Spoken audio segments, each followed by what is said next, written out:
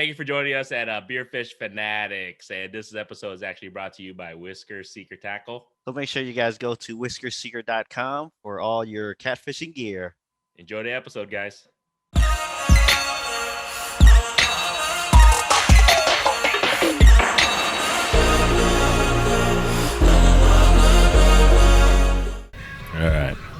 All right, everybody. Welcome to another episode of Beer Fish Fanatics. This is Granny with My Pop Fishing. We have Kit with the Fishing Kit YouTube channel. I had to think about what I had to say. So you're still working on that every single time. He's still working on his I would name. think you would have it nailed by now. So today we are actually on site. I know it's a little bit dark. If the video doesn't work, apologies. We're actually outside here up in Ankeny, Iowa. It's my fault. I'm running behind. Nah, it's all right. No, it's the dang time of year's fault. Yes. Time of year. So, but we're at Fire Trucker up here in Ankeny. Fishing Kit and myself decided, you know what, we're going to swing by one of the busiest mans. We finally got a hold of him. Mr. Cory Weaver is joining us. Thank you, sir. Yes, thank you guys for having me. Yeah, welcome. Cheers. I'm actually drinking a craft beer, FY, and I'm risking this one. This is the very first craft beer I've had ever since I had gout. Really? Yeah. So what's that one? So you really think it's from that? Oh, from the beer or from it's? Well, okay. My Not to get us off topic, right off the bat. Don't worry about it. No. It's it was a combination of everything. My birthday weekend, age, genetics. It was all of it. Okay. Because I've heard like peanut butter affecting people and some other things like that. It can. It just depends. Most people who has gout, their triggers are different. Some people it's shellfish. Some people it's beef steak, which is in my case right now. Some people it's just weird. I even heard spinach and broccoli can actually cause it too.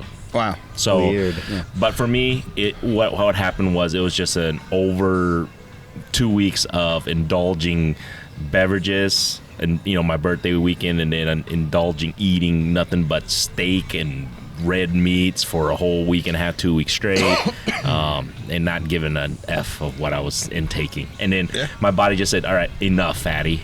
And it just went boom. It's nature's way of telling you that you're living it up too much. You're right. Pretty much. But so this is in honor of you, Mr. Cory, for joining us. Thank you for taking the risk on my behalf. I went with the Tropical Burn. It's kind of a mango. Ooh. This one's a pretty high percentage. It's good. There you go. I got the Brigade. I guess it's one of their lightest beers here. So just trying to slowly ease my way back into it. What you got, guy? I got a Day at the Peach. Day at the Peach. Yeah, it's their New England There you go. IPA. Nice. So, first things first, I just want to say congratulations to the Mr. this is the Bassmaster Co-Angler of the Year. Congratulations, Cory. Bassmaster Open Co-Angler of the Year. I appreciate it. It's been overwhelming, but it wasn't easy. It's a lot of hard work. Gotta have a little luck on your side sometimes, but it's a cool accomplishment, but it's just a baby step to where I really want to go. So I noticed the shirt that you're wearing. Have you changed out of that shirt since you won that? This is the first time I've actually put it on. This was the only thing I had clean left in my car after. So I literally just got done driving 8.5 hours back from a media camp trip for our company, JB's Fish Sauce, that Clayton, Kendra, and I own, and drove straight here. This was the only thing clean I had left. But no, this is the first time I've worn it since I took it off that day. Nice. So how long ago was it that it was official? Was it last week? A week ago? 2 weeks ago? 2 weeks ago. I think it was a little over 2 weeks ago, yeah. Hasn't been long. And the crazy part is, so one of the benefits or opportunities that come with winning the Co-Angler of the Year is I won 3 free paid entries into the pro side next season. Ooh. Nice. There's 9 events, 3 divisions with 3 tournaments. I got to choose one division that I want to fish 3 events in on the pro side. There's been a lot of rule changes this year, so to go along with that, if you want to fish the remaining ones, the new rules are the purpose of the Bassmaster Opens is kind of like the AAA to get to the elites, which is the number one level of bass fishing you can get to. Okay. To qualify for the elites, you now have to finish in the top 9 over all 9 events. The top 9 guys qualify to make it to the elites. So you have to fish those 9 events. You have to fish all 9 to even be considered, and then you have to finish in the top 9 in the points out of the 225 to 250 boat field. Wow. So when you get into the elite, not easy. How many events are there when you're in the elite? I don't 100% know. I think they fish 12 or 13. Okay. Obviously, it's even more money. For sure. But the crazy thing is, the way the industry works is our season just finished 2 weeks ago, and the commitment and the money deadline is next week already. Jeez. Oh. So you don't even. So for the guys that have been doing it for years, they've already got all their sponsorships lined up. They already know they're preparing months ahead of time before the season's even over. Wow. For me as a new guy stepping on to the pro side for the first time, I've had no time to prepare sponsors, because if I hadn't won this and I hadn't gained the attention this year and had the success that I did, mm-hmm. I had nothing to go to a sponsor with and say, hey, yeah, Right. I need some help getting, But then launching my pro career, which you absolutely can't do it at. It's becoming somewhat of a rich man's game. I'm not a rich man, nothing even close. So for a guy like me to truly give it a go and do this, it takes a lot of support, a lot of financial backing, and that's hard to do in 2.5 weeks. that's crazy. So are you in? I'm guaranteed fishing 3. Okay. Because by winning Co-Angler of the Year, he's got 3 of those 9 events paid for. Correct. Entry fees, and then the other 6. I mean, depending The on other how 6. That's I have a lot of negotiations going on right now. awesome. An unhappy wife. She's probably like, how many weeks? Oh boy, don't worry. You got to give her a lot of beverages tonight to make up. Yeah. And a full-time job to Oh boy. consider. Because obviously, if I'm going to make the jump, basically, it's going to have to coincide with I got to give up my full-time job, and I'll have to start guiding and fishing every day as my income. Yeah. So there's a lot of things to consider, and but I'm excited. Whether I fish 3 this year or fish all 9, I'll be back again next year in some capacity and keep going forward. But yeah, that's the reality of professional fishing. Yeah, that's pretty There's cool. there's a lot of risk. There's a lot of money I mean, the reality, just at the Bassmaster Open level, it's a minimum $40,000 gamble with no guarantee you're going to make any money back. That's not counting your boat, your Okay. insurance, that's just entry fees, travel costs, lodging. Yeah. It's about a $40,000 gamble. And that's no guarantee that you're going to get anything Not in a return. single penny. And if you're going to make a living off of it, and you have a family, and it's Yeah. a lot of people. Yeah. A lot of people have this dream, but a lot of people go broke and don't truly understand how this dream works, and there's a very small percentage that succeed and do it the right way. For sure. So, but it's exciting. How was your year fishing and everything? I mean, obviously it was good enough for you to win, Co-Angler of the Year. But what was it about this year that you can take back that what was successful for you? Learning how to fish as a co-angler better, because I haven't been a co-angler since I was 16 years old. Yeah. And it takes a totally different mindset, totally different fishing style, strategy. as a co-angler, you have no control over anything. You're just trying to figure out how to catch fish out of the back of a boat of somebody you don't know. You have no idea what their game plan is before you get out there, and you just got to figure it out as you go. So it takes a lot of versatility. Luckily, I have a lot of experience, so I'm very versatile, very adaptive to any situation. But co-angler, best success, best chances, a lot of finesse techniques. You know, it's very important to just catch fish. Just catching. So co-anglers at the Bassmaster level only weigh in 3 fish, which is cool. Well, I only got to catch 3 keepers. But there's 200 and some guys, so that also tightens the weights and makes it even harder to place higher, because with only 3 fish versus 5 fish, that helps separate those weights.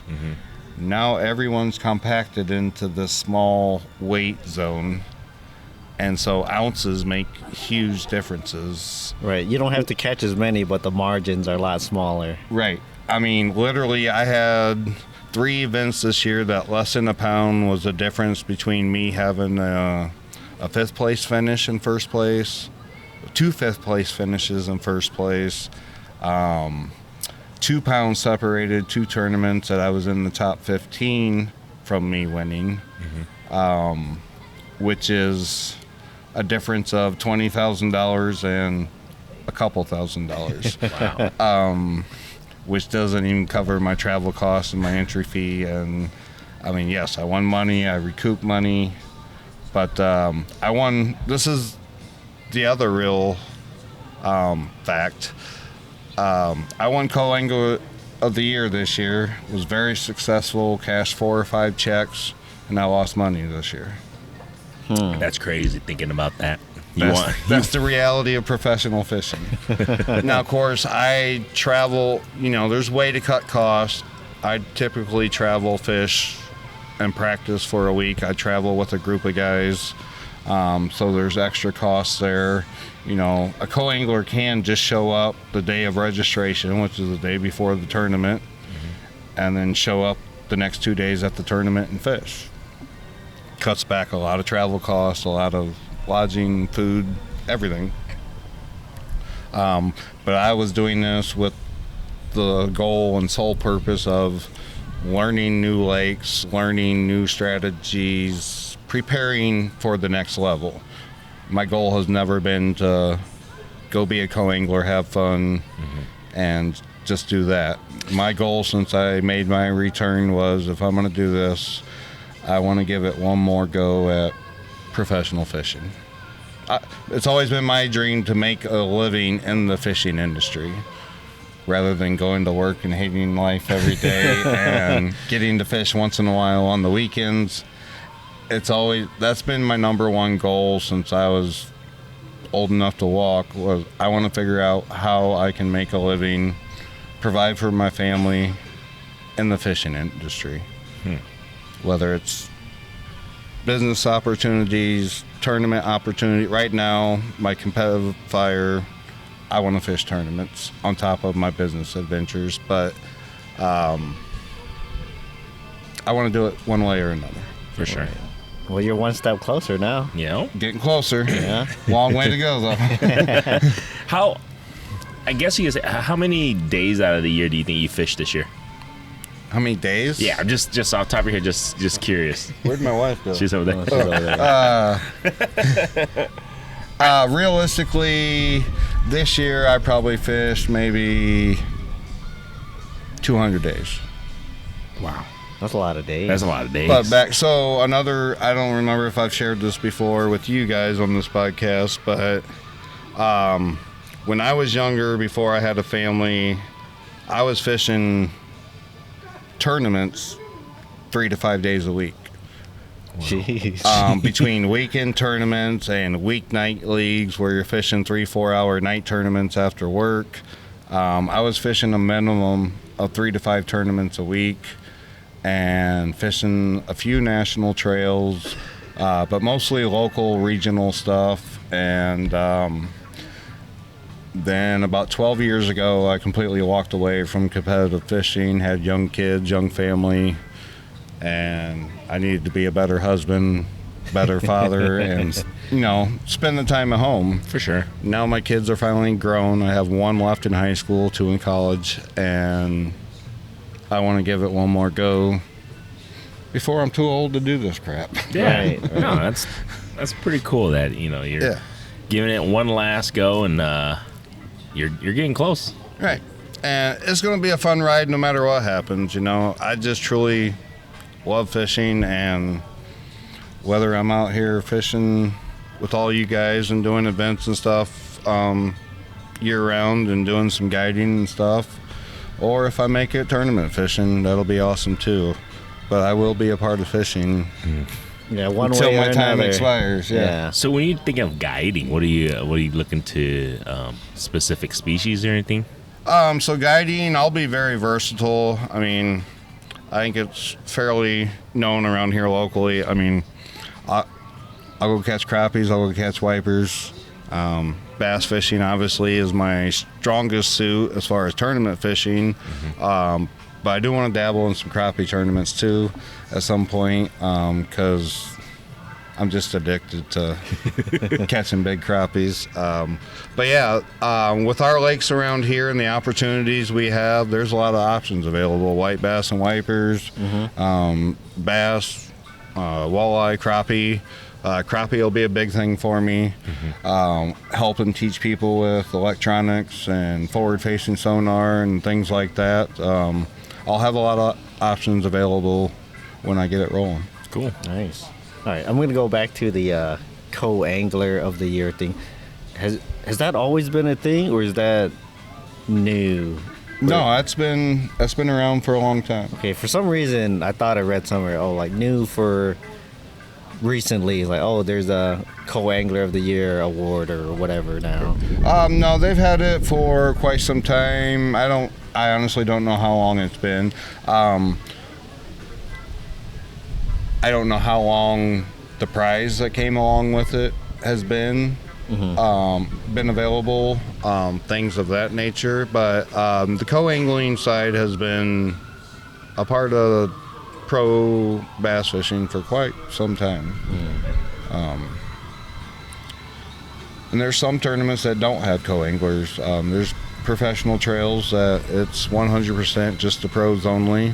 And then there's several options available at multiple different levels for people to do the co-angler experience. And it's a great experience. I mean, for someone that's not taking it 100% serious and wants to go enjoy learning from a pro and maybe hopefully have a great day of fishing, it's an awesome experience, an awesome opportunity. You can do it way cheaper than I do it and make it a worthwhile, fun experience. There's lower cost BFL events as close as just down here in the Ozark region, which the Ozarks area, those lakes are only 4 hours away.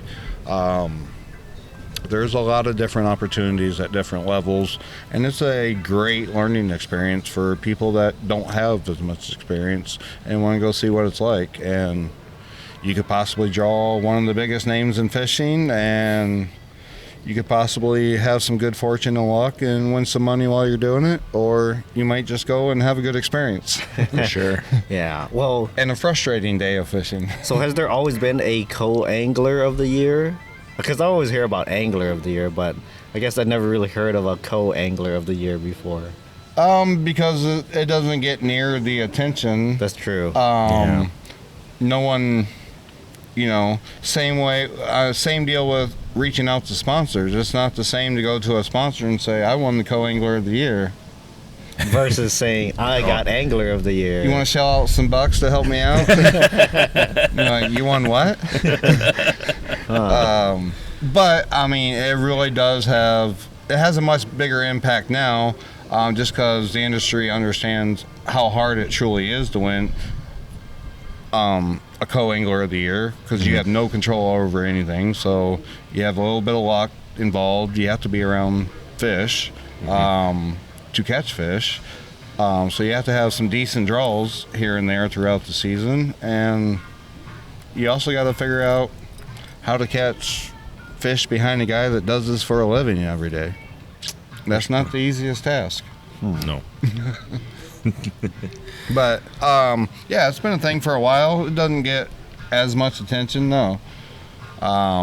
Maybe that's why I never really heard of it. Right, Until, I mean, of course I follow you, and I was like, oh, there is such a thing as co-angler of the year. And I'm kind of fortunate. I've already been involved with a lot of great companies in the industry, and through my business and my personal side, I know a lot of great writers or podcasts like you guys that help me gain more traction as far as my professional side of fishing.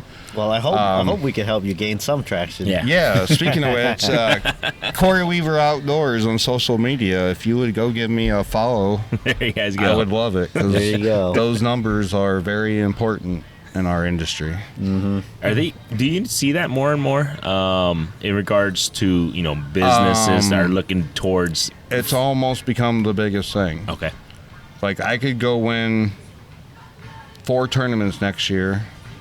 If I don't learn how to grow my social media and gain the impressions, it won't matter 1/10 of if I grow my social media, my impressions, my reach.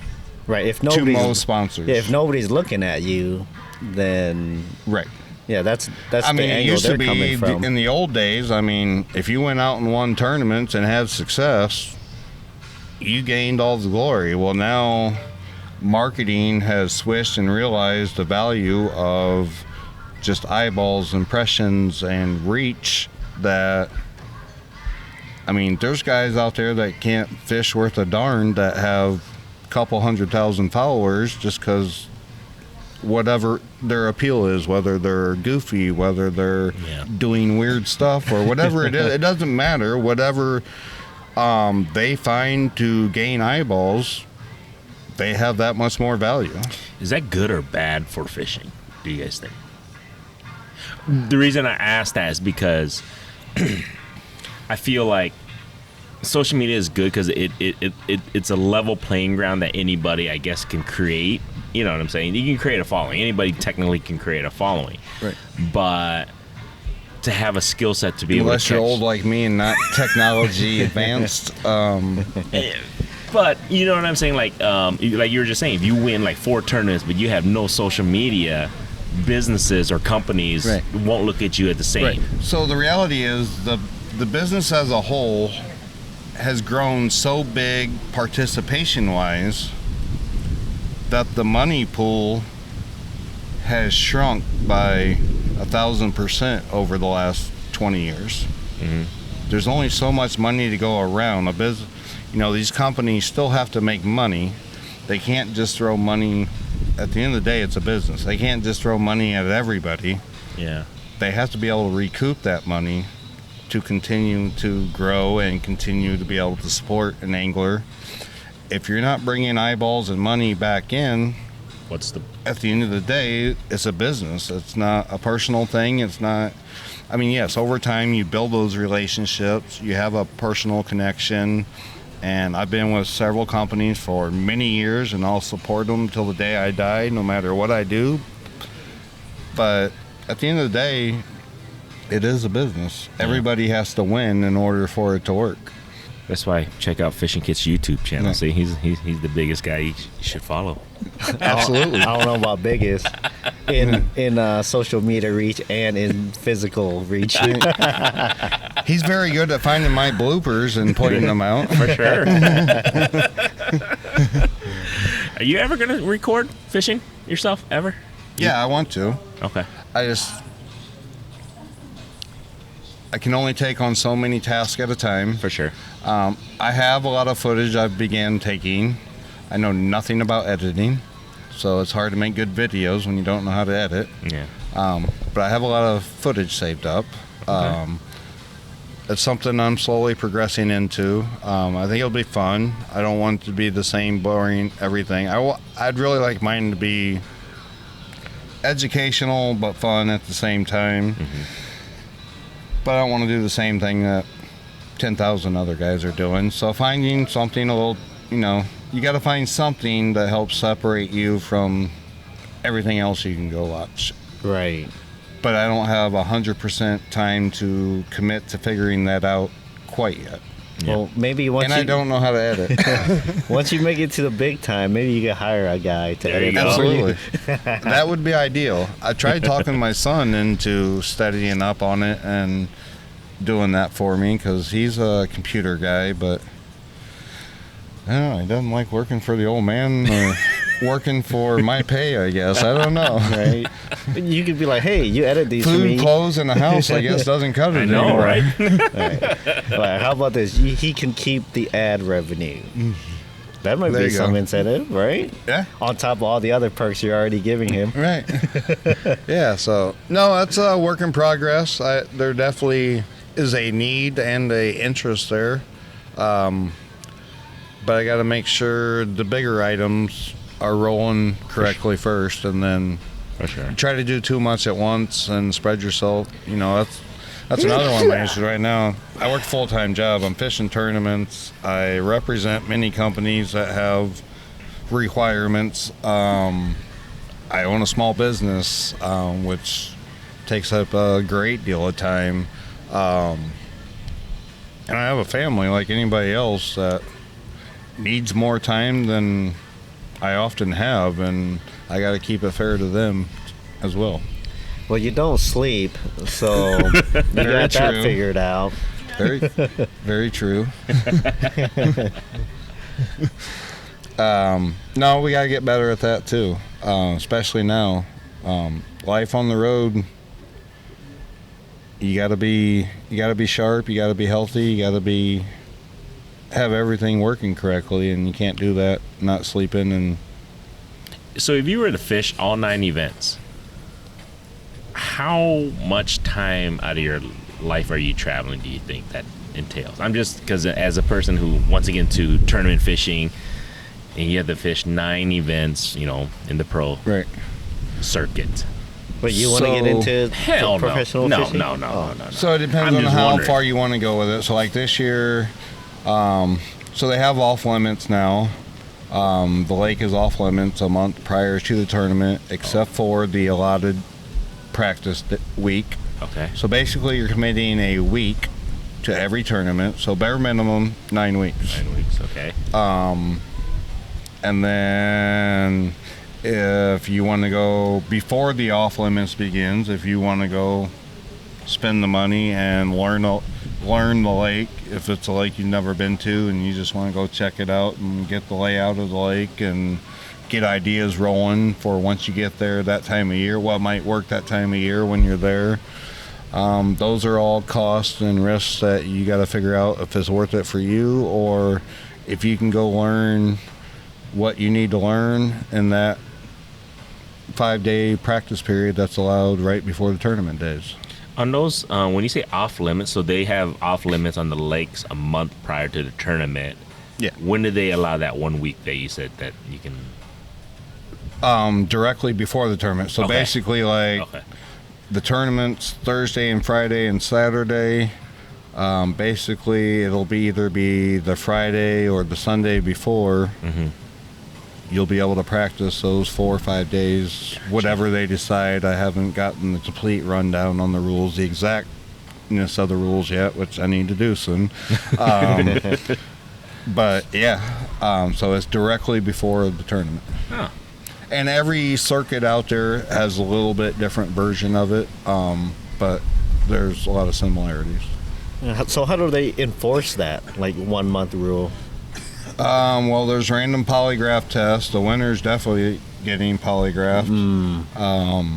Is that real? I didn't know that they were doing the polygraph. I thought that was. Oh, yeah. Okay. Yeah. Interesting. Okay. Obviously, with all this cheating crap going on these days, they gotta step it up, dude. Right. They gotta add more stuff to this. we don't want bass getting invaded by these walleye guys.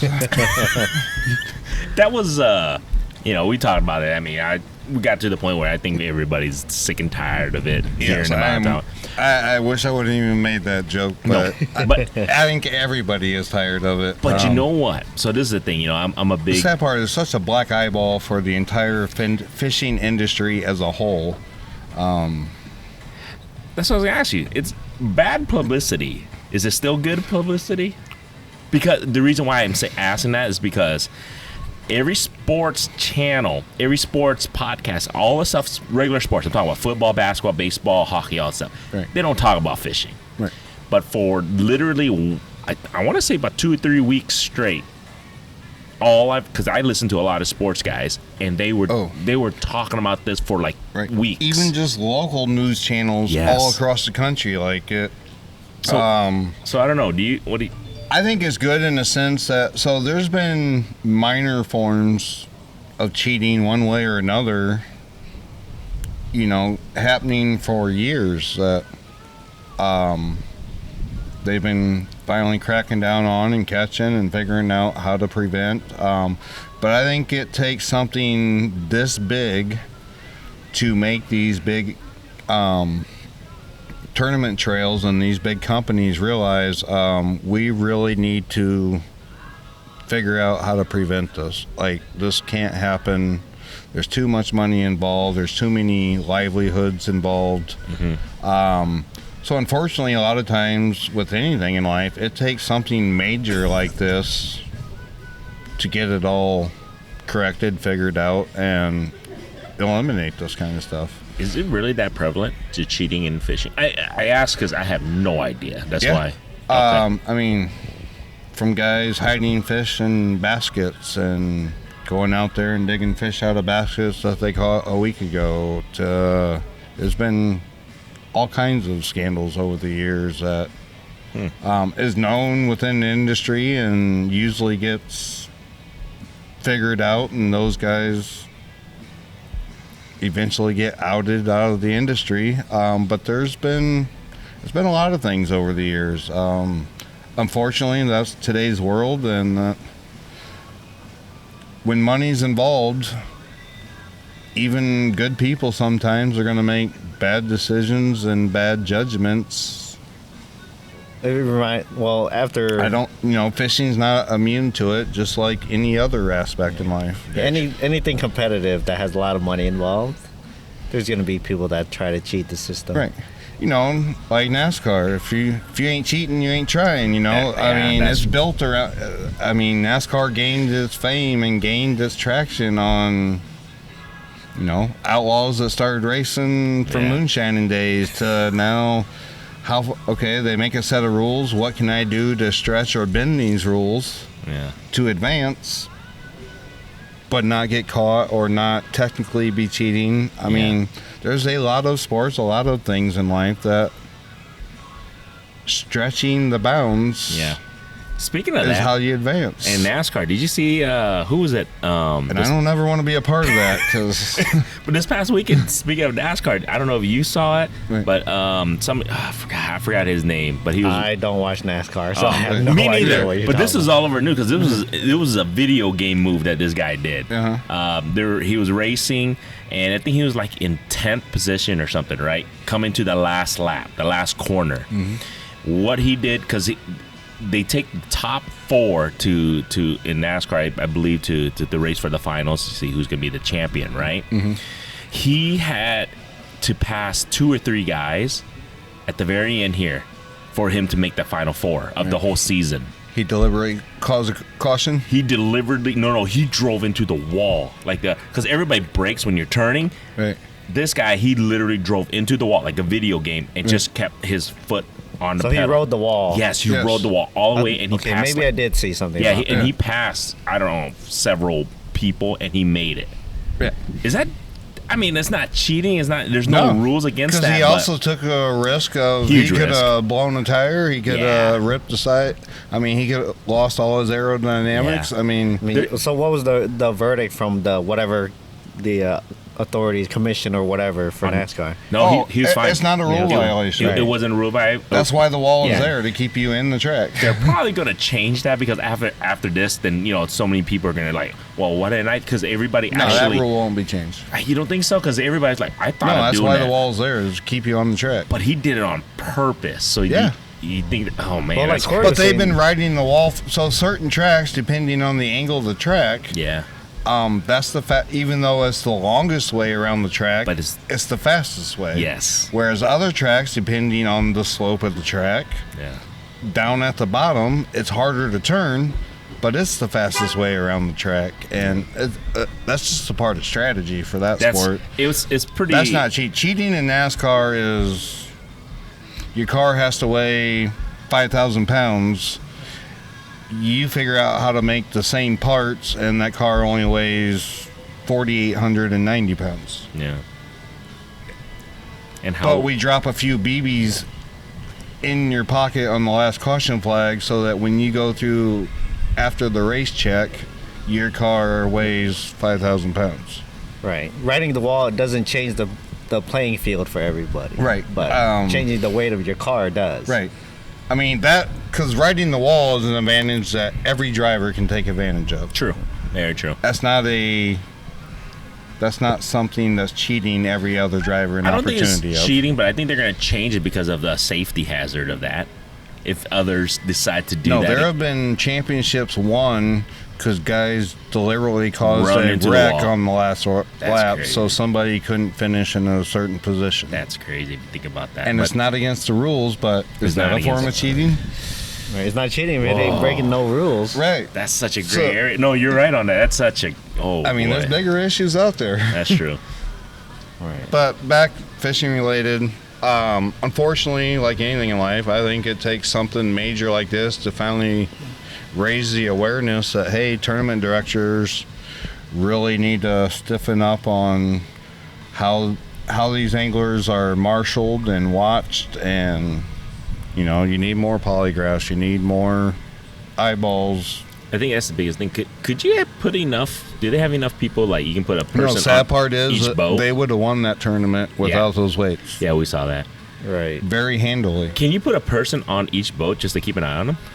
In the pro circuits, they do. Okay, see. So, like, even in the Bassmaster Open, so you're fishing with a co-angler, which there's not always enough co-anglers for every pro, which is why the polygraphs come into play. Okay.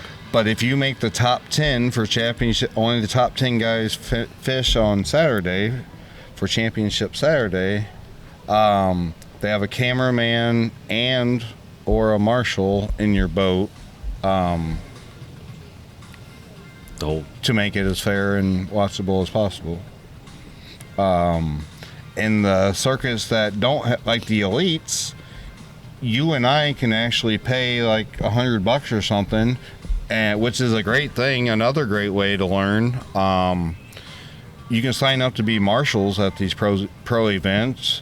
You pay like $100 or whatever it is, and you get thrown in a pro's boat. They give you a Bass t-shirt or whatever circuit it is. They give you a little bit of gear and stuff, and you travel there, and you literally just sit and watch the pros all day, make sure they're not cheating, keep track of their fish weights and stuff like that, and it's a great learning experience. Hello. Hello. You want me to bring you guys beer? I can use another day at the beach. Okay. No. I'll take a brigade. I'll take another tropical burn. All right, thank you. Thank Do you. you need something? Nope, I'm getting mine. Okay. Yeah, she don't wait on me. She knows. Oh, she didn't have to do that. Yeah. That's cool. Yeah, that was awesome. Great service here. Yeah. Enough talking about the cheating. I'm just like, I'm pretty sure everybody's sick and tired. But Yeah, I think the whole industry's tired of it. for sure. My viewpoint, like, I've never even wanted to talk about it because it's a huge black eye for our sport, our industry, no matter what your fish of choice is at the professional level. Yeah. But I think in the long run, it'll be good. There'll be more things put in place to prevent this stuff, and they'll move on and get better from it. Cool. All right, so Hopefully those guys never get to fish again in their life. Well, I don't think they'll get to fish in any tournaments for sure, but I don't know whether they can take away their fishing license, which everybody can agree they should, but I don't know if anybody can. That's the only sad thing. Yeah, we'll find out. We'll find out. we'll see. Yeah, we'll see Well, on that. enough negativity. Yeah, anyways. Let's get back to something fun. anyways, as I was saying, so we're gonna move on from this pro fishing stuff. Now that it's kind of over the season, what are you gonna do now, fishing wise? So unfortunately for me, there's never an over. Because like I said earlier, I have less than 2.5 weeks to make my decisions for next year. And regardless of that decision, you're trying to find, there's 225 boats in these tournaments. You have to find lodging. If you don't do it right away, you're not going to be able to find lodging, whether you choose to do hotels, camping, or VRBOs. I travel with a group to help cut costs. We get VRBOs and split it 3, 4, 5 ways, which is hard to find spaces that big for that many rigs. And Thank you. so that never stops. You're constantly working with sponsorships, whether you're trying to work out your contract, making appearances at shows. I'm a business owner in the fishing industry, so it literally never stops. Trying to give the business the time and attention that it needs. I just got done with a media camp, and I told you on the way up here, I think I've seen my wife maybe 4 days in the last month. That doesn't make her happy. And now you're here talking to us. She's sitting back there. I mean, I literally got out of the car, kissed my wife, and said, "Let's go have a drink." And we jumped in my truck and drove here. That's cool. She's definitely gonna like me and Kit right now. What a trooper! Yeah. I'm pretty lucky. Cheers to the boss lady. There we go. Cheers to the boss lady over there. But speaking of your business, so have you guys, I don't know what we mentioned, but Cory is co-owner of JB's Fish Sauce. Now, I've been listening to River Certified, our buddy over there. Yeah. And I've been listening to his podcast. And him and I know that guy. I know that guy. Him and Ryan were talking about this little concoction that I believe you and I believe Spencer has been working on some of this catfish thing. So I really has started getting into catfishing the past year, 2 years with this guy now because he got me into it. So is this, what is it?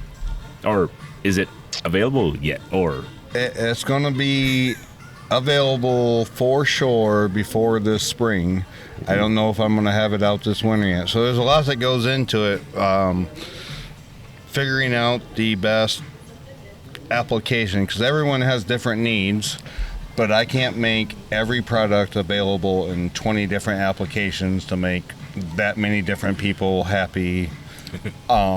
It's just not profitable. And if I can't make a profit, I don't need to get rich, but I can't lose money.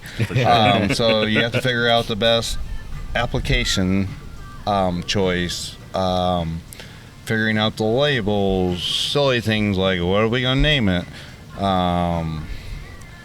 working out deals, are we going to do this in conjunction with someone like Spencer, and there's a lot of spinning parts that go into it, and you got to have it right before you start or it doesn't go well regardless. But yes, there is a Catfish specific formula product coming from JB's. It'll launch before spring. Okay. How's that? can you I don't know if you can go into details, but can you explain how it is used and how people are using it, or is that something you can't explain yet? No, I can throw some teasers out there. So it's going to be similar to a couple other products that we have, application styles. It's going to be similar to like our kind of a cross in between our JB's jelly and our paste formula. Okay. So it's going to be a thicker, almost petroleum style application, I guess is the best way I can describe it. If you're familiar with our JB's jelly, it's going to be very similar to that, available in a larger container. So the best ways that we've been testing with it on is you can apply it to cut bait and extend the life of, cut bait only realistically lasts so long, and fresh cut bait is always better. Right. You can apply this to cut bait. You can apply, if you use, different companies have the floating bobbers on your rigs when you're using bottom weights and you have a float that helps lift it off the bottom. You can apply this Ooh. to those floats Okay. and stuff the insides of those floats. May have been tried with success for a long time now and not Okay. talked about. There are going to be many different ways. Certain times of the year, you can actually catch catfish on artificial lures, and so you're going to be up like the rest of our products, whether you're using big swim baits or big tubes or whatever your plastic choice or approach of choice is, you're going to be able to apply it that way. You can add it to your favorite stink bait of choice if you want, because this formula is going to be better. It'll just make something else better. It's had a lot of sorry, my tongue's tied. Success with all three species: channels, flatheads, and blues. We've had success with all three. Getting the formula just right to work for all three was the hard part. And it is going to shine better at different times of the year for different species, just because different regions, their normal daily diet changes based on regions. Different areas have different types of shad or bait fish or whatever their bluegills, whatever their choice is. But it's done pretty well. There's been a lot of sneaky appearances never talked about. You kind of see little hints of it here and there in different videos that are out there. It's done very well. So are you guys done tweaking the formula, or is there more tinkering that needs to happen? The formula is done. Okay. That doesn't mean it won't ever stop. Like, I never stop tweaking. Right. Like, if it can be made better, I want to make it better. But I think we've got it. Yeah. There has to be a point where, like, okay, we need a product to release, so we'll go with you what can we only have now. because the more you test and the more you do this stuff, you're losing money while you're in that stage. Yeah, there's got to be a point where eventually you got to release a product to gain money back. I mean, it is a business. You have to make money at some point, or you don't survive. But there'll be something coming. Getting the containers and labels put together is in the works, and the product's pretty much figured out, and that's cool. And negotiating everything else involved is, we got final steps coming. All right. Well, I will be the first to tell you, RSVP me a couple jars. I definitely want to try. I might know some people. Okay. But that's cool. Because I was just listening to Spencer's podcast the other day. I was like, I can always use a little help. You know what I'm saying? Right. And that's the whole concept behind our products, As you know, my partners are Clayton and Kendra with another local company here. And we've worked together on this stuff for a long time. And when people ask me about how or why to use fish attractants, not every day is it necessary. There's sometimes the bite's so good, we can put licorice on a hook, we can do whatever, we're going to catch some fish. Yeah. But there's a lot more days that, man, you're fighting tooth and nail just to get a bite or whatever, and that's where it really shines. It also shines when it's good. I mean, if you catch 10 fish a day, if you're using our products, you're probably going to catch 12 fish a day, or, I mean, it's not going to be a miracle. Every fish in the lake isn't swimming across to your bait, and you're going to catch 200 fish. But it's another tool, another advantage. You're going to get more bites, especially the older, bigger, wiser fish that I've seen, especially like places like here. Our lakes aren't that big. Our rivers aren't that big. They get a lot of pressure. They've seen thousands of baits. The older these fish get, the bigger they get. They're very well educated. They get harder and harder to catch. So it's another tool, another advantage, and you're going to have more success using these products. And you can use it during ice season as we speak. Absolutely. And I want to focus on trying more JB's fish sauce this winter, because I want to. Because I think we were talking about, like, you know, what's your goal for ice fishing? I think I want to use more plastics this year. I want to try more, because I've always used, you know, regular live bait. So people hound me about that because everyone knows I don't use live bait. Yeah. I'm 100% dedicated to plastics or jigs or spoons. I just don't like messing with live bait. The advantage of using plastic spoons and whatever is I can be a lot more effective and fish a lot faster. I can unhook a fish, be back down in the hole, and catch another one before you can grab another minnow to put on the hook, or you can grab 2 more spikes or wax worms to put on the hook. Yeah. I can already be down there and pulling up another fish before you're even ready to put your bait back down again. Yeah, actually, last season, I don't think I bought spikes. I bought minnows, so I can't say I completely went away from live bait. Right. But I don't think I bought any spikes last year. No, you bought it, and I don't think you used it. No, I don't think I did buy spikes last year. I remember he did mention, like, dude, I bought. No, I don't know if you bought it, but you just didn't really use it at all. No. You didn't even use it at all, though. I know that for a fact. And the trick, once you gain the confidence in using today's plastics, I mean, it's not a secret. I work with Drastic Plastics. I'm partners with Clayton and Kendra at Fishing the Salt. There's a lot of great plastics out there. Gaining confidence in it, and a lot of people will ask me, especially during the ice season, you know, how do you have the confidence to fish plastics versus live bait? And one of the easiest ways is go somewhere a little easier to fish, whether it be a pond or a less pressured lake. Start catching them on live bait or whatever you normally do, and then force yourself, put it away, break out some plastics, start experimenting, because you know the bite. I mean, if you're catching a lot of fish, it's a good day, the fish are wanting to eat. Now start experimenting with your plastics and start paying attention to the details, to whether your bait has to absolutely be horizontal. A lot of times that's a big key in fishing artificial lures, especially ice fishing. Your bait has to be perfectly flat in the water. Why? Because minnows and most live things in the water are horizontal. We're not in the ocean. We don't have vertical shrimp or bugs in the water.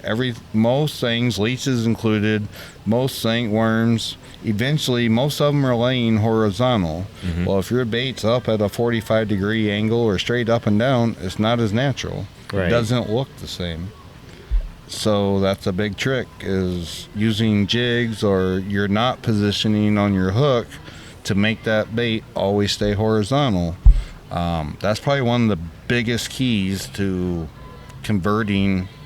If you want to improve your success, you pay attention to that detail, and you're going to have a lot more success.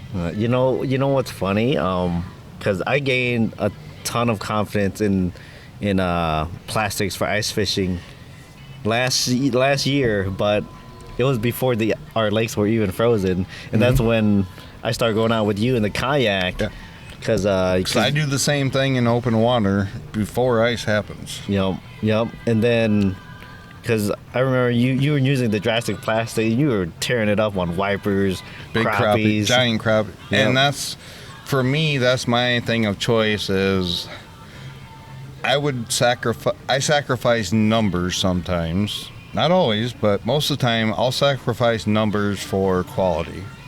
My goal almost always, I want to go see the biggest fish I can catch. I've done enough fishing in my life. My interest isn't the same as, I don't care if I get to say I caught 200 fish today. If a lake averages a 10-inch crappie, I want to go find a 14, 15-inch crappie. Right. If a lake averages, 17-inch walleye, I want to go catch a 23-inch walleye. Doesn't matter the species, but that's my mindset. And that's not for everybody, especially beginners. I mean, beginners just want to go catch fish. But a lot of the same tricks that I use apply to catching numbers. I just know how to take it farther to target the biggest fish possible. I purposely move on from smaller fish or nice average fish to go continue searching for that bigger fish. Yeah, I'm gonna go back to what he said. He wants to get into plastics more. Yep. The best way is to just So use there's- them. You right. can't give up on Right. them. So there's two ways. That's why I didn't finish that point. So Yeah. the first one I said is when you're already catching fish, have confidence going with your live bait, your normal stuff that you do. Now put it down, start experimenting with plastics. Or it's not always the easiest way, but I think it's the best learning curve way. Don't take any at all. Take 1 or 2 rods with a couple of different plastic and jig choices and fish nothing with that all day. So you force yourself. Especially with today's technology. I mean, between even just the Vexlars or whatever your brand of choice is. Because I'll tell you, still to this day, ice fishing, I still use normal Vexlars more than forward-facing sonar. But I've used them so long, I can use them almost just as well. I just can't see as far. Right. So to counter that, I drill 400 holes, and I don't need to see as far. I find them. Right. You move as far. Right. And that's another thing is most guys, that's another thing that handicaps a lot of people is they try 2 or 3 holes and they end up just sitting down and kind of settling for a hole and whatever happens. Some days you get lucky and they come through and it's a good day. Most days, why am I catching so many 4-inch perch? Or why am I catching so many 6-inch crappie? Well, if you got off your butt and drilled another 20 holes, the bigger fish, the bigger schools, especially big fish, they're constantly roaming. They do not sit still. So I would rather go chase them and find them and pick them off 1, 2 at a time and continue the chase than sit in one hole and hope they come to me and I'm cold all day because I didn't move and I sat on a bucket all day. Sometimes I get lucky, sometimes I don't. You stay warmer by moving and being active. You have more opportunities to see more fish moving, and it's just a pattern that works really well for me. Yeah. So with all this stuff that you're going to have going on in the future, when are you going to have time to go actually fishing? I don't know. I might go in the morning. The wife has to work. Shh. Is ice season like that's the downtime in regards to tournament fishing or no? Yes, but Okay. Truthfully, tournaments start in January for us. Jeez. There's not much downtime. A lot of planning ahead of you, isn't there? Right. Yes, Are you gonna get to ice fishing at all this year? I am. Okay. Locally. I am. Okay.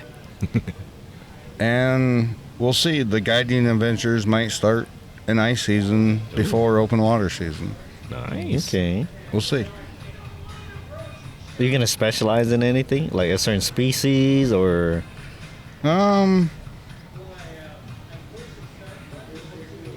No, just... I mean, I will. If somebody wants to go target specific things. But I think for the overall funness, no, I'm going to be open to what people want to do.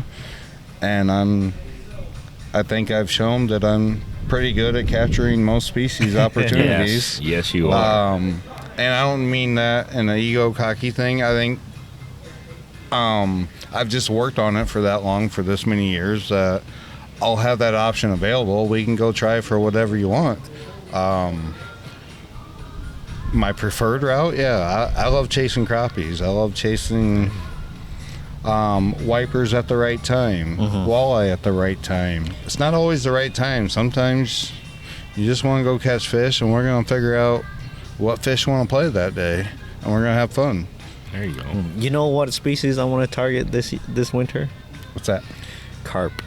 Carp. Through the ice. Through the ice. Through the ice. He's been saying that. I don't know how he's gonna do it, but he's been I'll saying be that. honest, I've never tried. I'm not saying it's impossible. Yeah, not a lot of people do it. I mean, granted, a lot of people think of carp as trash and want nothing to do with it.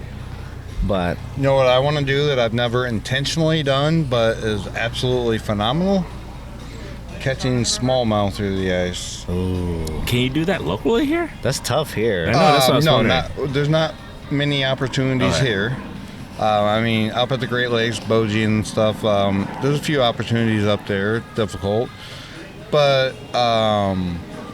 Mille Lacs and places like that are a reasonable drive, or some South Dakota lakes, there's a lot of reasonable opportunities. It's not popular, not everyone does it, but you catch a 4-pound smallmouth on an ice rod, Yeah. I See, betcha. that sounds Yeah. fun. you're in, I mean, just same as catching wipers Yeah. on ice rods. I mean, there's a different level of fun there. See, the thing with the carp is I don't have to go very far because there's carp everywhere, Yes. and they're big. They fight hard, Yep. and I think it's pretty doable. What would you use? What are you gonna use? What are you Maybe gonna use? corn. Maybe I'll even dabble in what's that, pack bait through the ice. Right. Yeah, I don't know. I'd have to do. I'm sure it's not hard to do some research and find something to get started with. I'm guessing you could probably dead stick a corn. You know what I'm Yeah, saying? corn. Like corn on the hook, a couple corns on a hook. Yeah, corn. I mean, just catching 20, like a 20-pound I mean, fish it through works the ice. early after ice out. Why wouldn't it work? Right. That's true. I don't know. It'd be fun, dude. We should make it a trip. I want to. I mean, I've caught carp on crankbaits before, so I don't know what the heck them guys are doing. Well, I'm guessing we can go to local What's all ponds here. including in their diet? 'Cause I've never targeted them intentionally, but I've caught them on a lot of different baits, whether twisters and small finesse swim baits when I'm trying to catch walleye or whatever. I mean, a lot of times you accidentally snag them, but there's many a times they've got it choked in the mouth. Like they ate that bait. Yeah. You can't accidentally hook a fish 2.5 inches up inside its mouth. I don't care what anybody says. Right. I mean, you can snag them on the lip, whatever. Well, I think what most people would use is corn, worms, Yeah. pack bait. The only fish I ever caught on rattle What about like traps the were carp. cornflake stuff or whatever that people make or do? Yeah, the Those pack bait. The pack bait. Okay. Yeah. I think that might be the most efficient way because you're putting a ton of scent out there, and then when they come by, they can just scoop up all that stuff, and your hook is gonna be I'll right bet there. if you experimented enough, you could find 1 or 2 of our products to add to that and Well, yeah, just mix it in. extend that scent trail to Well, call them in. The funny thing is, we were on River Certified's podcast, and they were just telling us, like, Who's that? I don't know, that guy. Yeah, that one guy. Some guy from Iowa. That guy. Nah, he's pretty awesome. He's but pretty darn awesome. But he did say, because, he's worldwide traveler now, like, He is. How everybody, about those carp he just caught? Speaking of which. That's what I'm talking about. He goes, That's a lot- the world-class stuff. worldwide. the thing is, the crazy thing is, us here, a lot of people, like you were saying, they look at it as a trash fish. But Spencer was saying, like, a lot of these other countries, a lot of these other, foreigners, they're like, carp is something they, like, endure. They embrace it. And actually, the first time I talked to him, and after watching the first video and stuff, I was like, you know what impresses me most about this trip so far? I mean, obviously, the fish catching was awesome. His adventure is awesome. Personality, guest.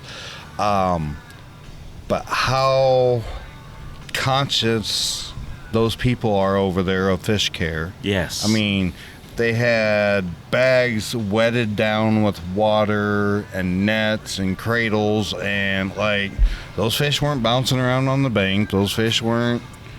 I mean, the amount of focus that they put on fish care for what we say carp. That's what I'm saying. Like they treated those fish like royalty. Yes.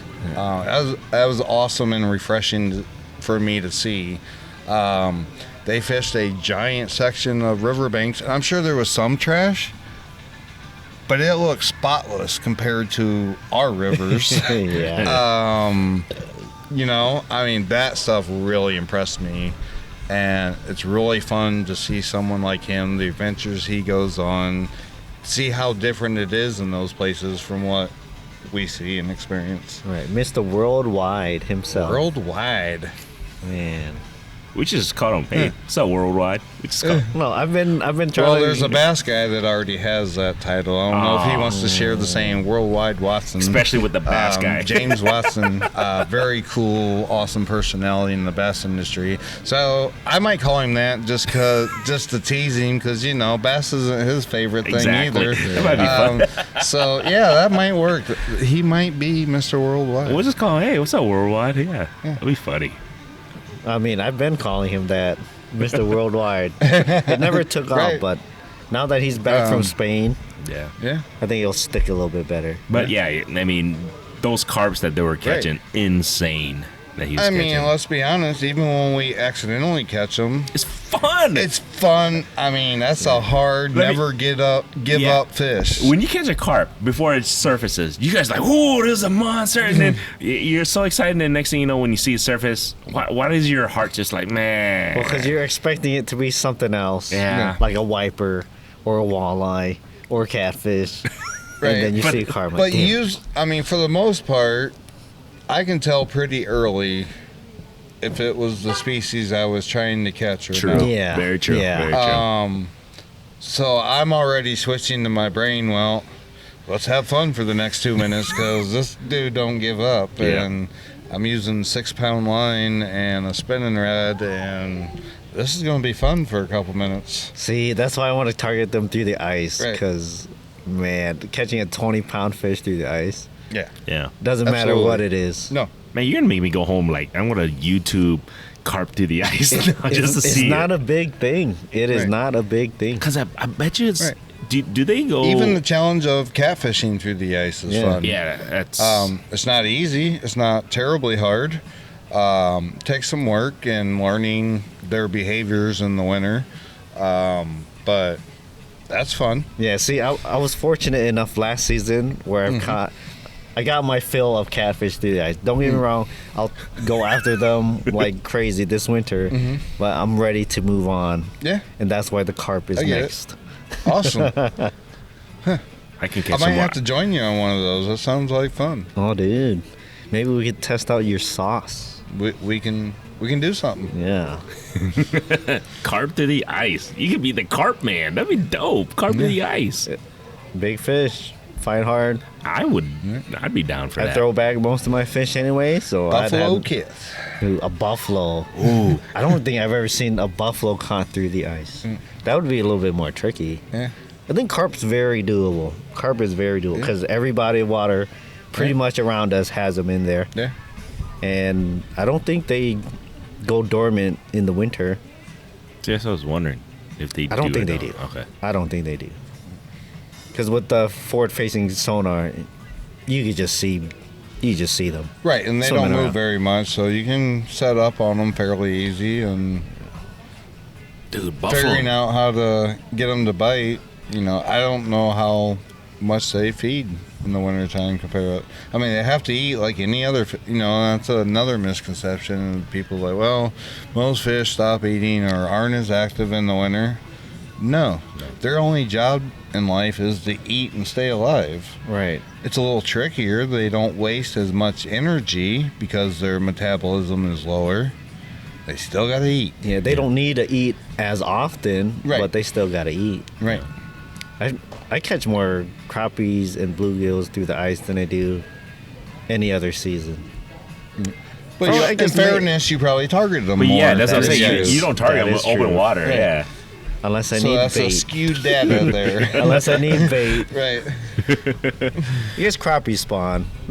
That's a good time too. I think. Yeah.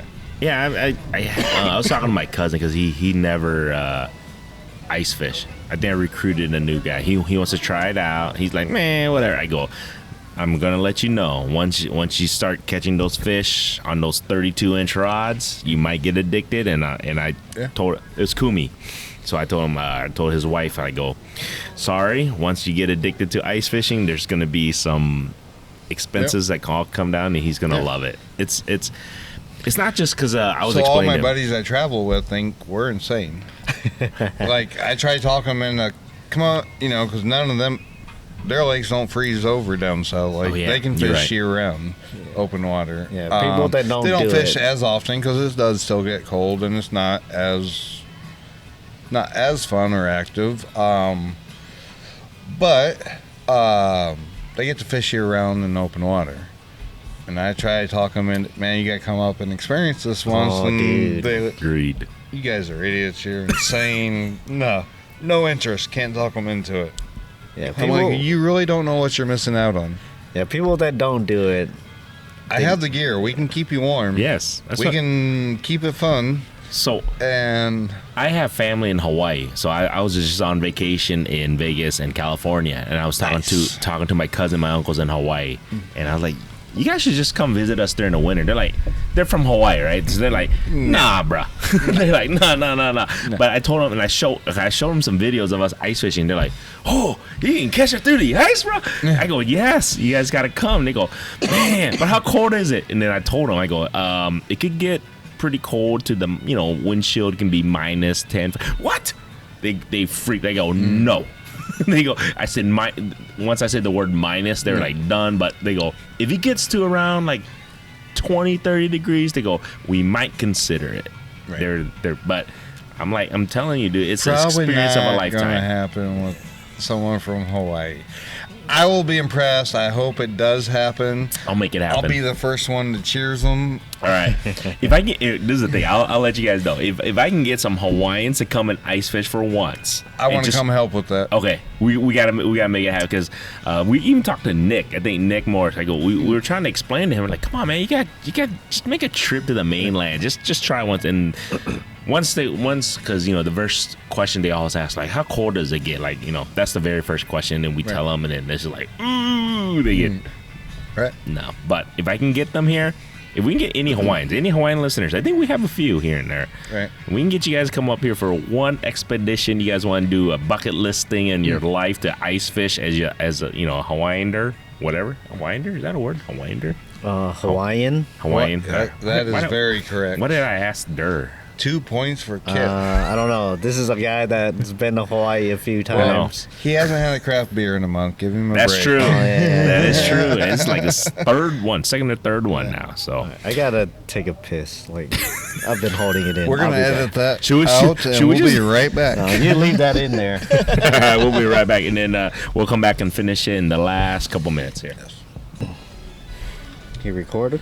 We're back. Yeah, they're all recording. All right, potty breaks over. Potty breaks over, and I did a refill. I'm doing the Copper Cat. What the hell do you call this? Copper Cat. I don't know. You're the one that got it. It's a light. It's like a ginger beer. What's that called? What do you call beer? those? Oh, No, I tried to sample that. It was good. What do you call those? A ginger ale? Moscow Mule. Holy crap! I'm losing my Oh, mind. you did a Moscow It's like Mule. it's similar to a Moscow Mule, but it's super light. So it's very ginger beer based. Yes, but it's got a hint of lime and it's better, I think. Right. So my favorite is a Crown Apple Mule. Like the actual cocktail, or is there like a beer version? No, so they use the ginger, like any mule. They just use Crown Apple with it. Crown Apple Mule, you gotta try it. That shows It's how my much favorite. I know my cocktails. I'm telling you. So we were just talking to your wife, and she's like, "Dude, it's gonna snow next week." There's a chance of snow next week. So Yeah. what do I target? Because I mean, we've had one snowfall already while I was gone. Correct? A couple weeks ago. did we? It wasn't major. We had a minor snow. It was I got cold reports. enough. Indiana did, Cory. Oh, and Okay. my old home did. Sorry. Oh, your old I was home. like, shit. I'm like, we had snow. I didn't even know, unless I was in Vegas. But See, she keeps track for me. Somebody's got to line out the P's and Q's. That's right. are you gonna get a chance? Because I don't know. Because okay, if you guys have not followed Cory, make sure you guys go check out Cory Weaver Outdoors. Number one. Number two is like, did you get a chance to chase any flatheads this year at all? Because I know you were Yes. busy. Oh, you did. Okay. Not as much as I did the last 2 years when I really focused on it on my off time, but yeah, got some good ones this year. Nice. I didn't get a chance to post it as often, and but yeah, we caught some good ones. My son caught an absolute monster. Yeah, he got a a freaking doozer. Yeah. So he's rehooked again. Because with any typical teenager or younger kid, flathead fishing isn't always easy. It's not. Right. It's not nonstop action like normal fishing. So, it's harder to keep kids' interest and get. I tell you what, he asks me all the time now, when can we flathead fish again? That's awesome. Once you get that first monster experience, you're just hooked. It's in your blood. I think I went out maybe a handful of times this year to try flathead. How about you? You're right. It's not as easy as you guys. I would say I probably made a dozen trips this year. How about you? Targeting flatheads. Specifically targeting flatheads. A couple of times. I had to go out and fish at night, but... Right. So for me, as busy as I am, that's actually my escape point, because, the wife and kids want to go to bed, They have no interest in being up all night. Other than my son likes to come with me once in a while, and I love taking him. But just to go sit out on the river, camp out, no worries, no noise, no city life. I turn my phone off as much as I can, and that's like my night of decompress, not think about the business, not think about work, not think about my fishing career. That's just my personal time to just exhale and regroup the mind and get focused again the next day. Something about sitting on a riverbank with campfire, just sitting back, relaxing, is awesome. And then the bonus is when you catch some nice fish, it's pretty awesome. Yeah. Dude. I need to hit it more next year for sure. Well, we never did a trip. We got to do a trip together. Yeah. Cause the learning curve with flathead fishing is not easy, especially with, right now our water levels have been so terrible the last couple of years. Mm-hmm. There's more people trying it. There's less. It's a lot of work to get to areas to improve your odds of success right now. Yeah.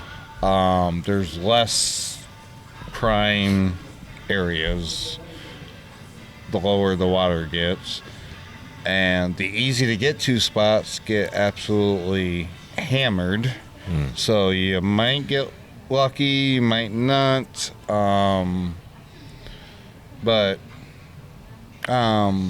And let's face it, we don't have the greatest opportunities in Iowa. We have very good opportunities in Iowa. There's obviously better areas, better states, but it's a lot of fun. Yeah. Wait, you know what? This whole time I didn't think of this. Don't you need to get a boat now? Or do you have a boat? No, the boat was sold a few years ago, and yes, the boat progress is in works. Are you opening up a can of worms, dude? Right. You gotta ask these questions when my wife's here. I know, that's what I'm saying. I'm like, dude, you're opening up a can of worms, dude. What are you doing, bro? This is the scariest part. This is another reality of professional fishing. The rising cost of everything. Boats now cost more or as much as the average house. Your most important investment in life. Right. A top level. One for $3,000 for you. God, who invited her? Love it. Apologies to anyone that was getting deep into the flathead conversation. Right. So we went way away from the good, relaxing, fun part of this to the harsh reality is, a top level boat right now with the top accessories on it that you need to compete with because everyone else has it. Yeah. And if you don't, your chances of competing aren't as good. But a top level bass boat right now is $100,000. Jeez. Sheesh. You ready to sign that check?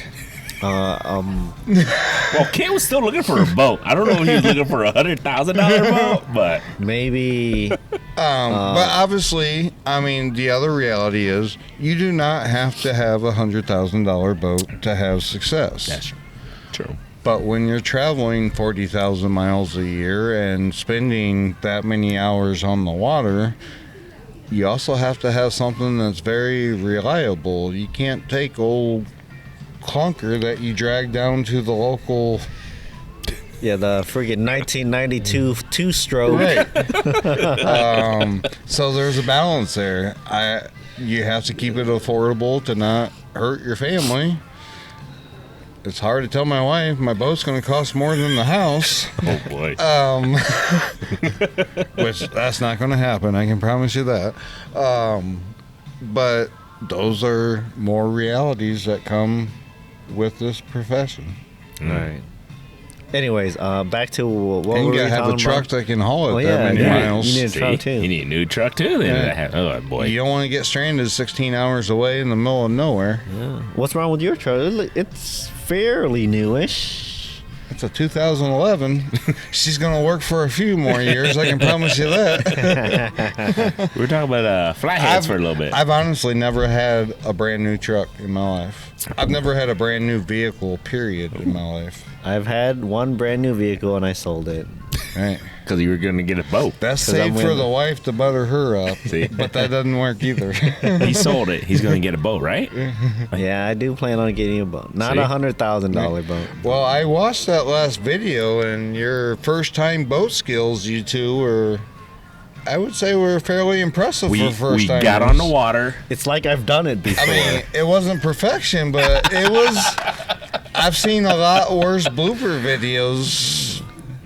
I was impressed. The backing in, the. That was Kit. That was all Kit. I was just like, I mean, there were just, some funny parts. How do you turn the trolling motor on? How do you get the trolling motor in the water? Yeah, I he's mean, asking me. Like, I know. Like, I don't know, dude. Figure it out. See, people would have realized, like, me and Kid never had a boat. Like, Right. because a lot of people who have, boats or whatever operating, like, man, these guys are idiots. Well, Right. we've never done any of this. So we're like, how do you do this? We're like, Right.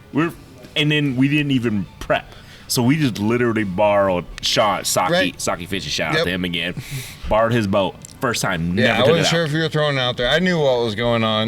There Just was from no watching. warm-up. There was no Because of warm-up. my No friendships. warm-up. Yeah. But I was like, wow, that was gutsy. To let two first-timers borrow a boat that That's- have never done this.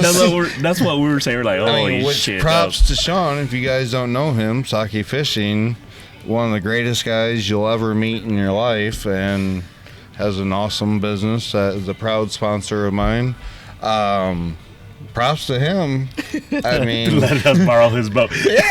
He's probably like, and "Please." not be there. He's probably like, I mean, right. I wonder what his plan was. I hope these guys wreck it so they have to buy me a new boat. Right. And things did not go according to his plan. Right. It was. No, I was impressed. Kudos to you guys. For the most part, that was impressive for first timers. From the launching, to loading, to operating on the water, it made for a great fun video. And we especially for me, because I knew this was first time action going on. And the crazy thing is, we slept on the boat. Right. We literally Right. see. So people don't see that because all the Right. editing stuff. Me and Kit slept on that boat that night. Right. Like it was. Oh, in my video, I Did put you? that I mean, in I've there. Oh, slept did you? on a Okay. kayak before, so it's- I mean, it's fun. It's different. It's I think we're gonna release my behind the scenes of part 1 here pretty soon. Yeah, tomorrow? No, next week probably. Oh, next week. right. Yeah. And kudos to that whole thing. I mean, that's a fun. That's not something you see every day. The whole thing you guys came up with the Bucket Boys and everything. Oh, that was all them. That was all all props them. to them. We Yeah. can't take any Right. Yeah, credit. they No, I invited mean- us. Yeah. I mean, kind of, sort of, certain things But I guess have been done before, Oh yeah. but it's a whole new, refreshing thing for around here. Yeah. And, I mean, it's not something that's done every day. right. I guess And- if we weren't part of it, I don't think it would have happened. Not this Right. go around. Yeah. Right. I agree with you. But it was fun. I can't wait to watch the rest. And Just one more no, leg. I was impressed and happy for you guys. I was waiting on some kind of major blooper to happen. Unfortunately, when bloopers happen with boats, it's much more expensive than kayaks. And I think we would have had a blooper if we would have kept that boat for another hour driving, because I think we spoke about this, because as soon as we dropped out the boat to Sean, because we went river fishing after that. You guys, by the time this is released, you guys have probably seen the last leg comes out already. At least most of it, yeah. You guys will see all the legs out. There's no spoilers here. No spoilers, because by the time this episode comes out. But Fishing Kid and myself, literally, we dropped off the boat to Sean, and we went river fishing on the banks. But the funny thing was, Sean was taking out the boat, I think, was it the next week or next couple days or whatever? The very next time that Sean took the boat out, after we dropped it off. Yeah, the very first time he took it out, after we borrowed it, he had the trailer tire blew out on him. Oh, so your fault. Yeah, we were that close. We were that close to having a major failure, and we could have been stranded. We would have been stranded. Not stranded, but we could have been shit out of luck. Yeah. So I'm not going to call him out, but that happened with one of my travel buddies on the pro tour. Blew out some tires in a major way. I mean, with that heavy and big of a rig going down the highway, it did some major damage. Like the rim, everything got trashed. It wasn't just blowing a tire. And he had just loaned out his impact gun and all his tire changing stuff to somebody and forgot to put it back in his truck. Oh, dude. In the middle of a 10-hour drive home from the last event of the season, which we're all just completely worn out, drained from the long season. You know, all you want to do is get home, because you know you only have a couple weeks to recover. You don't even get to recover at this level, because of how fast everything has to be done and how much you have to put into it. And he goes to change the tire, and he's got nothing to change the tire with. So they got to wait a couple hours on AAA or somebody to come take care of it. So a long trip just got made even longer. Man. Something you're always prepared. I mean, at this level, we're always prepared for that stuff, but being a nice guy, loaned it out, forgot to throw it back in the truck. The one time. Stranded in the middle of the night after a super long season, and bummer. Dang, that sucks. I mean, a flat tire sucks for anybody at any time. I mean, there's nothing fun about a flat tire. No. But luckily it didn't happen to us while we're doing the... Sorry, Sean. That was kind of... Did you go help him? Did he call you and say, hey, boys? No, he sent us the picture. He sent us the picture. We're like, what the hell? He's like, what'd you guys do? We're like, I don't know. I text the guy, I go, what the hell? What happened? No, I called him. And he was like, oh, I was just joking. I was like, yeah, well, I know. Probably those guys throwing rocks on the ice at the ramps, checking for ice conditions. All right. Don't do that, guys. Yes. Please don't do that. I mean, we're getting ready for this season. Please don't be the rock chuckers. Yeah, don't be that guy. We're going to be close by the time this comes out. We won't be ice fishing yet, because this is going to come out 2 weeks from... Two more weeks. A week and a half from when we're recording this. Yeah. We're going to be that much closer. It's going to be close to early ice. Don't forget safety, spud bars. Just get spud bar. Safety ropes, float suits, life jackets, whatever you need. Spud bar, $30. There's no prize for being the first guy to fall in. Yeah. I promise you. Right. Just go get a spud bar, though. So honestly, guys. Safety. We're getting to that time of year. $20-$30. Please be safe. Right? $30. Get it. It's a mandatory spud bar, guys. If I don't care, they're fish. It's not worth your life. Much I love it as much or more than anybody. It's not worth your life. Please be prepared. Yeah, it's coming up. It is, man. I'm excited. Quickly. It's gonna be almost Thanksgiving by the time this comes out. Yeah. Yep. This weekend, I literally am. I'm cleaning out the garage and I'm moving all my ice stuff out now. This weekend. I'm not ready. I'm about to pull my kayak out this weekend. Actually, are you really? Because I was thinking about it for next week. I was contemplating, should I bring the kayak? Well, this is the thing, because I was telling the boss lady, because you guys keep talking about boats. I think I might, if I can move the kayak early next year, I might pick up a boat because the kids keep talking about they want to fish on the boat. See, I've been saying this for like 2 years. Well, why don't you get a boat and you be the greatest Uncle Kid ever? And for the size of lakes we have around here, you don't need a... No. I mean, you can get an affordable... I mean, even a John boat with a decent motor, a decent graph, a trolling motor. You can do about anything you want to do around here. Here. Yeah. No. Yeah. You're right. For sure. But You don't have to kill the bank to That's- have fun that's the... on these small lakes. That's my vision, but we'll see if I can... If I move the yak next year and then if I can get a boat, but we'll see. You want to get So the would your wife be responding like mine sitting behind me during this conversation? Yeah, she's gonna be like, she's if you you haven't met my wife yet, but kicking agree, she'll be like, shut the hell up, Gorge. Nope, done. Yeah. Nope, ain't getting it. But if I go, well, the kids like fishing off the boat, she might have a little leeway if I. So my biggest fault in life or marriage, if you want to learn something from me not to do, is I'm very guilty of doing and asking forgiveness after. That's what I keep telling him. Just get the boat, and then They're gonna be mad at you anyways. Yeah. At least you already have it when they're mad at you. Right. FYI, this might be one of the worst advice. Look at that look If I'm getting. anybody's listened to this, It's terrible advice. I'm not recommending. she'll still be mad, but you'll have a boat. Oh boy, It's terrible advice, but but you'll have a boat. What the? it does kind of work. So you're gonna be up, in my eyes. If you don't see me on In your- social media in the next couple of weeks, Yeah. please send help. If I don't fish for a while, you know why. There's a glare behind me. I can feel the heat coming through the back of my head, and I can't even see her. But no, I am though. I think I'm really contemplating because the kids they really love fishing off the boat, and Yes. they're like they want. So this is the thing. My kids love ice fishing more than anything, any other fishing. They open water. The only reason why they like open water is if we're on a boat. Other than that, they could care less about shore fishing anymore. But it's either ice fishing or on the boat. But most likely they're ice fishing. They're excited, dude. They're like, But if you fishing. get that boat, I promise that'll change. Yeah, like I even think me, so. I as think much so. as I love and I've ice fished my whole life. Yeah. If I didn't have to, I wouldn't.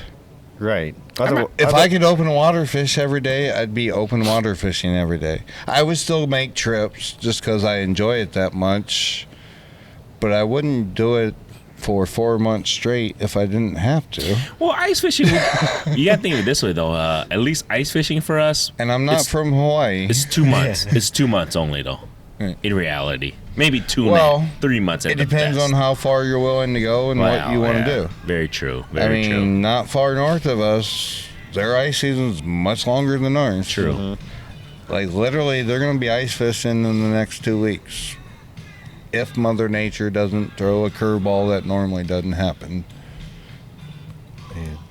See, I was telling him, he needs to get a machine, Right. and then from that point, his kids will only want to go out if they're hopping in the back of an ATV or getting pulled by a snow dog or a snowmobile or something. Right. Like, see, just think about the kids. Yeah. It's all Here about we- the kids. It's all about the Yeah, I kids. could say that. It ain't gonna fly with homegirl. No. you That's plant why the seeds. you ask forgiveness. You plant the seeds with your kids, and then they'll bring it up to their mom. Yeah, until the mom sees the bill, like, what are you doing? But I'm making sure the girls are happy. No. I listen to Kiss. I'm sorry. Right? Am I know. wrong? Am I wrong? No, I agree with you. Just don't tell her. Like, can you put a price on the kids' happiness? Oh, here we go.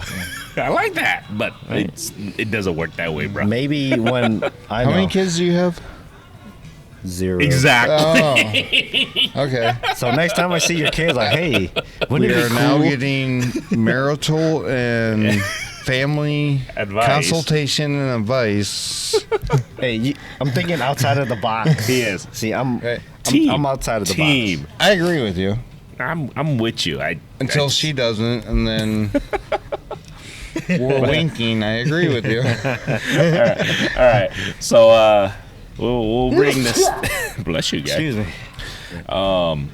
So the last sector I want to talk is Cory. What do you have coming up for you, for Cory Weaver, for JB Fish Sauce, for everything? What do you guys got coming up? What do people, if they're following you on social media, they following you, your business and everything? What's gonna happen in the next year, couple months, in the whatever. next year? So Doghouse. He's I'm in gonna be in the doghouse. the no wife matter just what said. I The do. wife, the boss lady, just said he's in the doghouse. I mean, I'm a genius for bringing her along. Yeah, I'm gonna be in the doghouse a lot, which isn't out of the ordinary. But no, I'm gonna be making my pro debut fishing. Will I truly be a pro? No, because to me, what is a pro?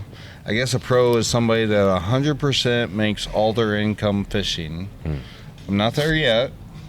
I want to be. I'm gonna be. But I want to make my pro tournament debut.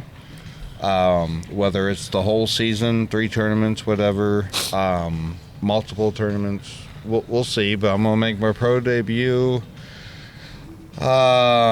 Business-wise, it's show season again now that ice fishing's here, so which never stops. So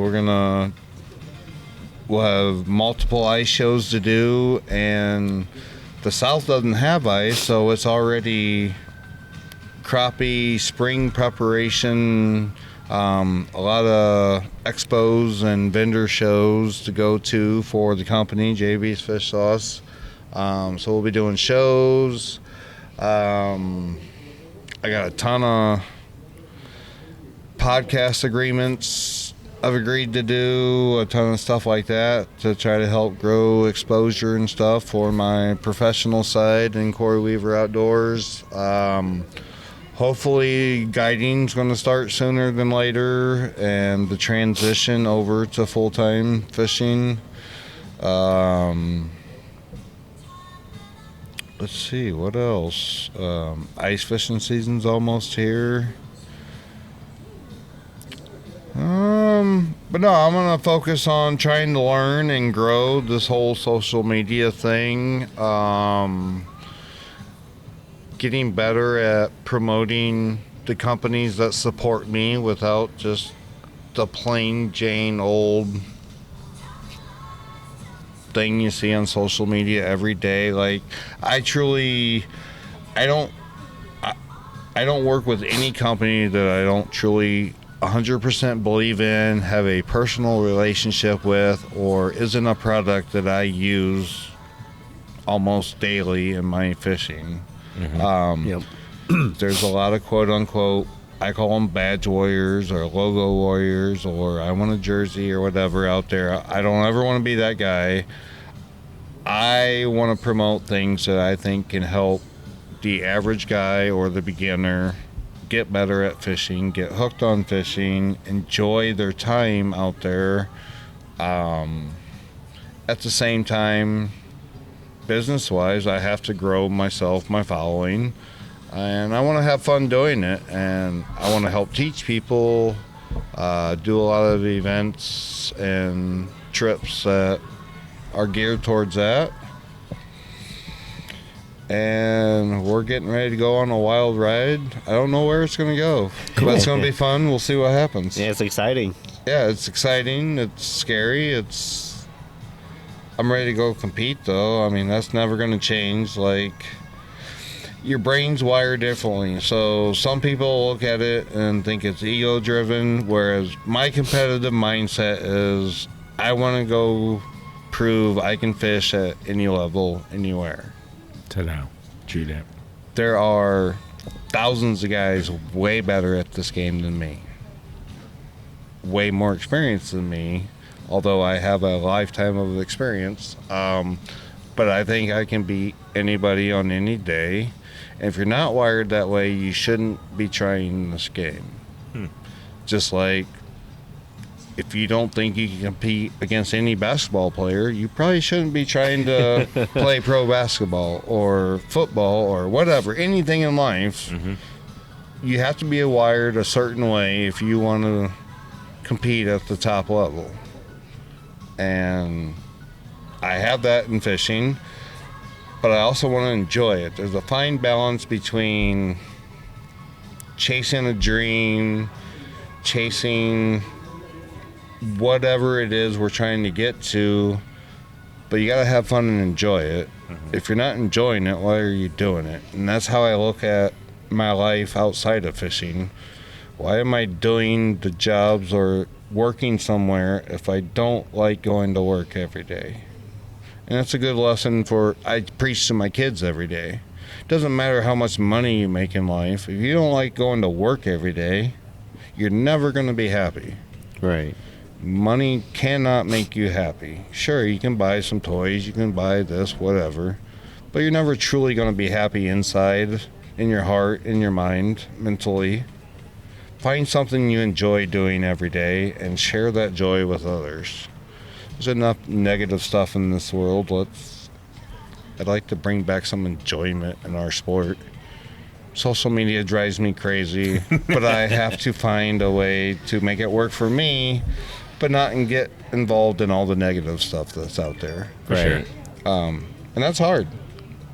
Agreed. But that's my goal. I want to enjoy fishing. I want to grow. I want to pursue this dream, and I don't know, I might be a janitor in 2 years. We'll see. Hey, but at least at that point. And there's nothing wrong with janitors. Give them some love. If we don't have janitors, we're a terrible place. Somebody's got to do Somebody's it. making some money being the best darn janitor there is out there. Nothing wrong with that. And somebody truly likes doing that, too. Right. And even if you do get to that point, if you do, at least you've tried it before you got there. That's my biggest thing. I'm not afraid to fail. I don't want to die. I don't want to have my last few minutes saying, damn, I wish I would have tried that, and never know. For sure. And that's a message I want to teach my kids is whatever you want to do in life, I can't choose that passion for you. Nobody can. That's yours.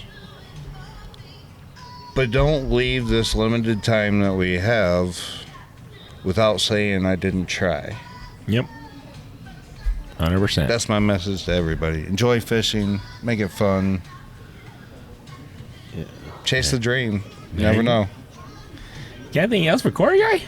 Man, I don't know how to top that. I know. That was like really ambitious. I mean, you already. Usually at this point, I would ask, if our audience wants to reach out to you, how could they do that? I guess if you want to reiterate. Yes. So you can find me on most social media platforms. Cory Weaver Outdoors would be my favorite choice at this time. You can message me. I'm not going to throw my phone number out there just because it blows up enough, although once I start guiding, it's going to go out there. But yeah, any social media platform, Cory Weaver Outdoors, you can message me. JB's Fish Sauce? JB's Fish Sauce, which you can find online, www.jbsfishsauce.com. Trying to think, what else? Shoot me a message. If you know me, shoot me a call. I like helping. I like answering questions. If I don't get a hold of you right away, I have a really busy schedule. I'm trying. I will get back to you, though. I will not ghost you and not get back to you.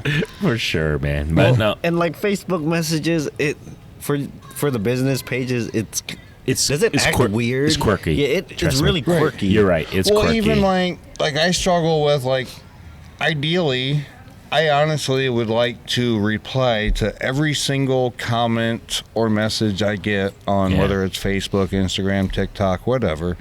But the reality is there's not enough hours in the day to do everything I do. So I take the time to go through and like everything. And then at some point, I try to close that post or whatever with a thank you to everyone. Sometimes I'm caught between that's not personable enough. No, it's. But you're fine. You Right. can only do what you can do. Nope, 100%. I get you. Sometimes I feel like, well, that's kind of crappy. You just click like. Someone just gave you a nice comment or a compliment or whatever, and I clicked like on 45 messages, and then I said thank you at the end of it all. But the reality is there's only so many hours in a day for all of us, and I'm basically working 3 different jobs, not sleeping, and also trying to be a halfway decent father and husband. Yeah. I noticed you keep bringing that point back up. Well, that's a big part of it. You know what I do? The biggest things, I thank my sponsors and represent them as well as I possibly can. But the wife and the kids don't get enough credit for putting up with this lifestyle that me and professional anglers put them through. For sure. Yeah, it not only demands a lot from you, but it demands a lot from your family too. Yeah. That's why a lot of people don't know. And my wife's the best. So there you go. Oh, she's not here that to hear won't that. get me out of the doghouse. But You should have waited I know. until she came Next back. time, Cory, and you then gotta wait till said she's that. behind you that's before right. you I say got that. witnesses. Yeah, It's on there, record. There you go. You can say, honey, can you Don't listen? edit that out. We'll not. We'll How leave about that this? in. When she comes back, then you can say it again. My We'll wife is pretend the we're still best. taping. There we go. But no, this is it's been fun. And Cory, all you guys things, not just my sponsors, but the opportunities with what you guys are doing. I always encourage and am excited for what you guys are doing and your growth and your YouTube success and everything else that you guys are doing. I appreciate the opportunity to come on and be a small piece of that, and I support you guys 100%. You ever need anything, you can call me, and I'm going to do everything I can to make it happen. It's not always easy, but we get it done eventually. for sure. Yeah, well, like none of us are big time guys in No. this industry. We all kind of grow together. Right. That's- And I think we're fortunate. We actually have, for being in Iowa, yeah. it's not the greatest fishing capital of the world per se. It's not a fishing destination. Right. Per se. But we have a lot of pretty cool people and things going on in this industry from a state that's not a destination fishery state. For sure. Right. I feel blessed and fortunate to know and have a lot of connections that I do here outside of the national stuff, and it's pretty cool what all coming out of this state. For sure. Agreed, man. Yeah. But no, huge shout out to Cory Weaver. We'll put everything in the show notes, everything from your social media, everything from JB Fish Sauce. You guys gotta go check that out. Yes. Huge thank you to Cory. Just literally, so if you guys are wondering, he literally drove 8.5 hours and then picked up the wife and then just said, you know what, I'm going to a brewery. Can I buy you a drink? And I've been gone a while. I feel like you need a drink. I know. I'm also Like, gonna do this thing while we're there. yeah. Oh boy. So huge shout out to Cory. Mad props to you. Congratulations on Co-Angler of the Year at the Bass Open. Thank you. It's amazing.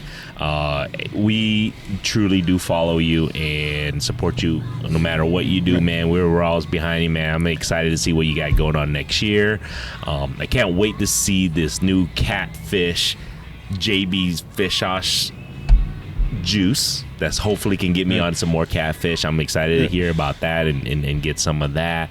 But other than that, man, it's amazing, like you were just saying, to have the amount of Iowans be able to produce in tournament scene. So it's kind of cool to hear about you and it's your all success. different parts and avenues of fishing.